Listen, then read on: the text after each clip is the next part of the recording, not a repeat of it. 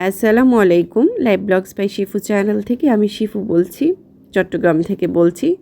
কাছে কিংবা দূরে যে যেখান থেকে আমার ভিডিও দেখছেন না কেন, আশা রাখছি সবাই ভালো আছেন, সুস্থ আছেন। আলহামদুলিল্লাহ আমরাও ভালো আছি। গত ব্লগের দ্বিতীয় পর্ব নিয়ে আজকে কিন্তু আমি হাজির হয়ে গেলাম। ভিডিও রিলেটেড কথায় যদি আসি তাহলে দেখতেই পাচ্ছেন আমি কিন্তু কিছু কাপড় ভাঁজ করছি। কিছু কাপড় বলতে আমার আবায়া, বোরখা যতগুলো আছে সবগুলো ভাঁজ করে রেখে দিচ্ছি। আসলে আজকে দিনের বেলায় ভয়েস দিচ্ছি তো একটু ক্লান্ত লাগছে নিজেকে, কারণ কালকে সারা রাত নামাজ পড়তে হয়েছে। আবার রোজা রেখে ভয়েস দেওয়াটাও একটু কষ্টসাধ্য। তো যেটা বলছিলাম, আবায়াগুলো আসলে আমি শখ করেই কিনেছিলাম। চিন্তা করেছিলাম যে স্কুলে যেহেতু জব করব, বোরকাটাই কন্টিনিউ করব, কারণ স্কুল জবে এটা যেহেতু আমার একটা প্রফেশন হয়ে যাচ্ছে, এখানে আমি বোরখাটাই আমার কাছে মনে হচ্ছে আমার জন্য বেস্ট। আর বাচ্চাকেও সামলাতে পারবো, বাচ্চারাও যেহেতু স্কুলে থাকবে। বাট কষ্টের কথা হচ্ছে, দুঃখের কথা হচ্ছে আমাদের স্কুলে বোরখা পরেন আর যেটাই পরেন না কেন অ্যাপ্রন পরতে হবে। তো যেহেতু আমি একজন অ্যালার্জির রোগী, ভীষণ রকমের অ্যালার্জির প্রবলেমে ভুগি আমি, তো সেই জন্য আসলে বোরকার উপরে অ্যাপ্রন পরলে গরমে ঘাম হয়েও ওইখানে আমার এক ধরনের র্যাশ উঠে যায়, মানে আমার স্কিনে এক ধরনের র্যাশ উঠে যায়। সেই জন্য আমি আর কন্টিনিউ করতেই পারিনি বোরকাটা বা আবায়াটা কোনো কিছুই।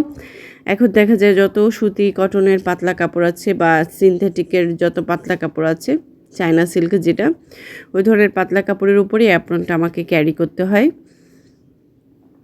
এই হচ্ছে আমার আলমারি। এই যে যত রকমের বোরকা ছিল এখানে রেখেছি আমি, এই যে নিচের তাকটায় বোরকাটা নিচের তাকেই রেখেছি। তার পাশে রেখেছি স্কুল ব্যাগ, যেটা আমি কন্টিনিউ স্কুলে আনা নেওয়া করি, যেখানে আমার ডায়েরি, আমার যাবতীয় আরও অনেক কিছু রাখা হয়েছে আমি রাখি, সেইগুলো আমার এই ব্যাগটাতেই আছে। তার পাশের এই সাইডে রয়েছে আমার কিছু কোটি। আমি কোটি টাইপ ড্রেস পরতে খুব পছন্দ করি, তো এখানে কিছু কোটি আছে। এইগুলো সব কোটি আমি রেখেছি, আমার অ্যাপ্রনটাও রেখেছি। আর এখানে টপস, মোজা, দেন আরেকটা, আর তার উপরের পেছন দিকে রেখেছি সব হিজাব। আর এটা হচ্ছে আমার বাচ্চাদের কম্পার্টমেন্ট, মানে বাচ্চাদের সব ড্রেস সব কিছুই একটা কম্পার্টমেন্টেই আছে। আর এই যে হচ্ছে সব আমার হিজাব, ওড়না সব একসাথে আর কি। আমি তো হিজাব আগে পরতাম না, এখন স্কুলে জব করি বলে পড়া হচ্ছে। আমাদের স্কুলে কিন্তু ম্যান্ডেটরি না হিজাব পরা, তারপরেও আমি নিজে থেকেই পড়ছি। আর ওই পাশটাতে রেখেছি সব আমার প্লাজো, প্যান্ট, সব সালোয়ারগুলোই বলা যায়। আর এই হচ্ছে আমার ঈদ শপিংয়ের অনেক কিছুই আছে এখানে, পার্টি ওয়্যার ড্রেসগুলো আছে এই সাইডটাতে। আর এই সাইডটাতে আছে হচ্ছে আমার নর্মাল, আমি যে বের হই, নর্মাল কারো বাসায় যাই, কোথাও যাই, একটু মার্কেটে যাই, ঘুরতে গেলে একটু সাজুগুজু করতে পৌঁছালে যে নর্মাল ড্রেসগুলো পরি সেগুলো। আর এই সাইডে তো আমি হুক লাগিয়েছি, হুকের সাইডটাতে আমি কিছু ব্যাগ রেখেছি। আর এখন আমি চলে আসলাম, গতবারে ব্লগ প্রথম পর্বে আমি দেখিয়েছিলাম আমি কিছু বুটের ডাল আর মুরগির মাংস একসাথে কষিয়ে নিচ্ছিলাম। তো সেগুলো কষানোর পর ব্লেন্ড করার পর এখন আমি এই যে ব্লেন্ড করা শেষ, এখন এগুলোকে আমি মাখাবো। মাখানোর পরে টিকিয়া বানাবো। এর আগে কখনো আমি টিকিয়া বানাইনি, আমার খুব ঠান্ডা লাগছে। আপনারা মনে হয় আমার ভিডিও যারা রেগুলার দেখেন আপনারা জানবেনই, আমি 2 দিন পর পরই অসুস্থ হই। সেম আমার বাচ্চারাও, মানে ঠান্ডাজনিত রোগটাতে খুব ভুগে। আর এখন তো বাংলাদেশে নাকি করোনার নতুন ভেরিয়েন্ট বের হয়েছে, তো খুব ভয় লাগে। এখনও তো স্কুল চালু হয়নি, স্কুলটা শুরু হয়ে গেলে আসলে জানি না কীভাবে কি মেনটেন করতে পারবো বাচ্চাদেরকে। বিশেষ করে আমি আসলে রোগগুলো এখন এত শক্তিশালী হয়ে উঠেছে যে মানুষের ইমিউনিটি সিস্টেম এত দুর্বল হয়ে গিয়েছে যে দুইটা মিলে ওই রোগটাই জিতে যায়। কিন্তু তো বড় বলেও যে ভয় নেই তা না, ভয় লাগে। আর বাচ্চাদের জন্য তো আরও ভয় লাগে। দোয়া করবেন যেন আল্লাহ সবাইকেই সুস্থ রাখেন, ভালো রাখেন। আল্লাহ তাআলা যেন সবাইকেই সুস্থ রাখেন, নেক হায়াত দান করেন, আল্লাহর রহমতের ছায়ায় রাখেন। সবাই সবার জন্য দোয়া করবেন। আপনি যে আমার জন্য দোয়া করছেন এটা আমি না জানলেও কিন্তু আল্লাহ দেখছেন, ফেরেশতারা দেখছেন। আপনি যখন কারোর জন্য দোয়া করবেন তখন কিন্তু ফেরেশতারা আপনার জন্য দোয়া করবে যে আল্লাহ আমার অমুক বান্দা তোমার কাছে দোয়া করেছে, তার প্রতিবেশীর জন্য, তার আত্মীয়র জন্য, তুমি তার জন্য এগুলো করে দিও, তাকে তুমি দেখো। এটা আমি এক হাদিসে পড়েছি। আমি যখন থেকে জানতে পারলাম যে আল্লাহ প্রত্যেকটা জিনিসেই নিয়ামত দিয়ে রাখছেন, তখন থেকে কিন্তু মন থেকেই আসে যে আল্লাহ ওনার জন্য আমি দোয়া করছি, ওনাকে ভালো রাখেন, মানে নিজের থেকেই এই জিনিসটা চলে আসে। কিন্তু আল্লাহ আমাদের প্রত্যেকটা ব্যাপারেই কিন্তু নিয়ামত রেখেছেন। তো সবাই সবার জন্য দোয়া করবেন যেন সবাই ভালো থাকে, সবার ঈদ যেন ভালো মতো কাটে, সবাই যেন সুস্থ থাকে। আর কেউ ভালো থাকলে না দেখতে শুনতেও কিন্তু ভালো লাগে যে হ্যাঁ সে ভালো আছে। আমি অনেকের ব্লগ দেখি, আমার থেকেও খুব ভালো করে তারা ব্লগ ভিডিও বানান। কানিজ আপু, সুবর্ণা আপু, মামহিরা আপু তো টপ 1-ই আছেন ইউটিউবের মধ্যে। তো ওনাদের ব্লগ ভিডিওতে আমি দেখি ওনারা আমার থেকে অনেক ভালো কিছু ভিডিও করেন, ভালো কিছু দেখান। ওনাদের রান্নাঘর, ওনাদের ভিডিওগুলো আমার ভীষণ ভালো লাগে।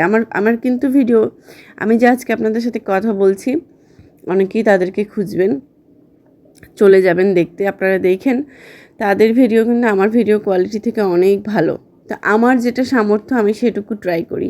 তারপরে আমি চেষ্টা করি যে তাদেরও হোক, আমার ভিডিও দ্বারাও তারা একটু উপকৃত হোক, ভালো হোক তাদের।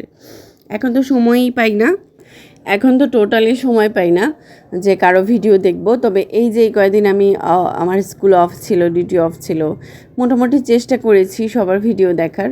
তো তাদের ভিডিও আমার কাছে তো আমার ভীষণ ভালো লাগে, আপনারাও দেখে আসবেন। চাইলে তাদেরও চ্যানেলটা সাবস্ক্রাইব করবেন, আমার চ্যানেলটাও সাবস্ক্রাইব করবেন। এই ধরনের daily blog, daily lifestyle blog যারা দেখতে পছন্দ করেন তারা অবশ্যই আমার চ্যানেল, আপুদের চ্যানেলও সাবস্ক্রাইব করবেন। আমরা যে ভিডিও করি, যারা কন্টেন্ট ক্রিয়েট করি, তাদের সময় যে অনেক আছে সেই জন্য যে ব্লগ ভিডিও বানাই তা কিন্তু না, সময়গুলো আসলে বের করে নিতে হয়। আর ওই যে আমি আসলে দ্বিধাদ্বন্দ্বে ছিলাম, আমি আসলে যেহেতু বিয়ের আগে, বাচ্চা হওয়ার আগ পর্যন্ত, বিয়ের আগে এবং বিয়ের পরেও বাচ্চা হওয়ার আগ পর্যন্ত জব করেছিলাম।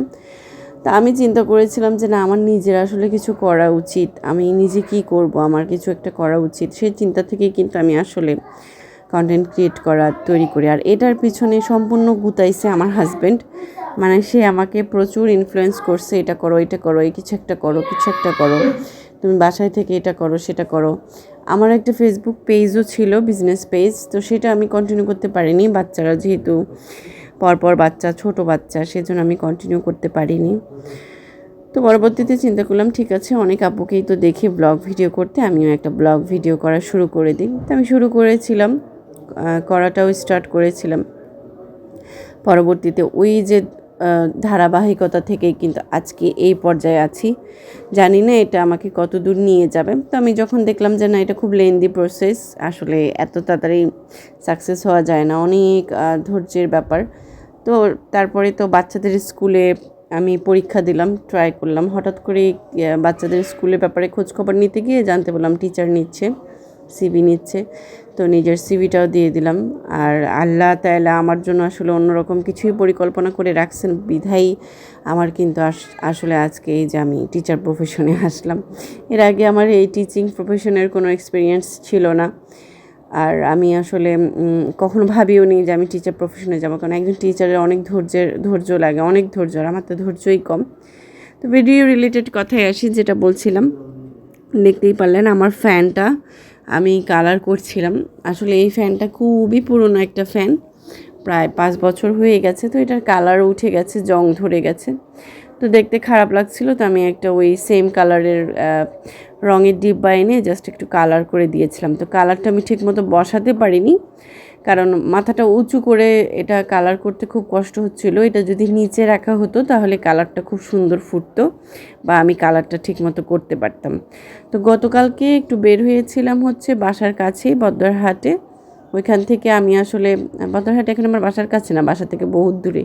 আমি এখন অনেক দূরে বাসা নিয়ে ফেলেছি, কিন্তু আমার আগের বাসাটা বদ্দারহাট ছিল। আগের বাসা বলতে কি, আমার সব কিছুই, আমি সংসার জীবন পুরাটাই আমার ওইখানেই বেশি কেটেছে। ওখানে গিয়েছিলাম, ওখানের মার্কেটগুলোতে একটু টুকটাক শপিং ছিল। তো বাচ্চাদের জন্য একটা বুক সেলফ কিনেছি। আর বুক সেলফ বলতে ওটা মাল্টিপারপাস সেলফ, ওটা আপনি যে কোনোভাবে ইউজ করতে পারবেন, প্লাস্টিকের, আকিজ কোম্পানির। তো ওটা নিলাম।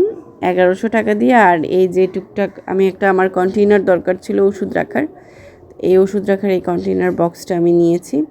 আর টুকটাক একটু ঘরটাকে সিমসাম করার ট্রাই করছিলাম, কারণ সময়ই দিতে পারছিলাম না ঘরগুলোতে।